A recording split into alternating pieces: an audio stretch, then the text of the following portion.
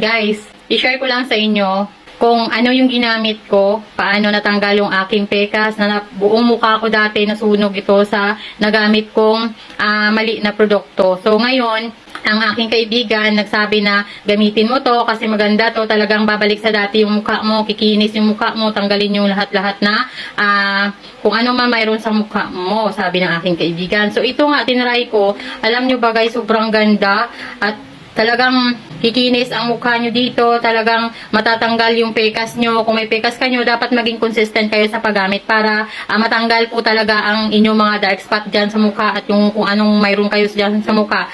Kailangan maging consistent. Sobrang bango nito guys. At isa pa, ito ay original. Ayan, ganito po ang texture ng original guys ha. Kasi pagka makabili kayo ng fake nito ay basa. Tapos, ayan, nagtutubig yung fake nito guys ha. Kaya ito yung original talaga. Kaya, kung gusto mo matanggal yung pikas mo, gusto mo kuminis ang mukha mo, matanggal yung mga itim-itim sa mukha mo, mag-check out ka ng ganito. Ipapakita ko yung before dyan ng aking mukha guys. Grabe. Talaga. Tapos, pag in-apply mo sa mukha, ako in-apply ko siya, umaga, gabi. Yan, ganyan yung pag-apply ko umaga, gabi. Pero dapat malinis na yung ating mukha bago tayo mag-apply.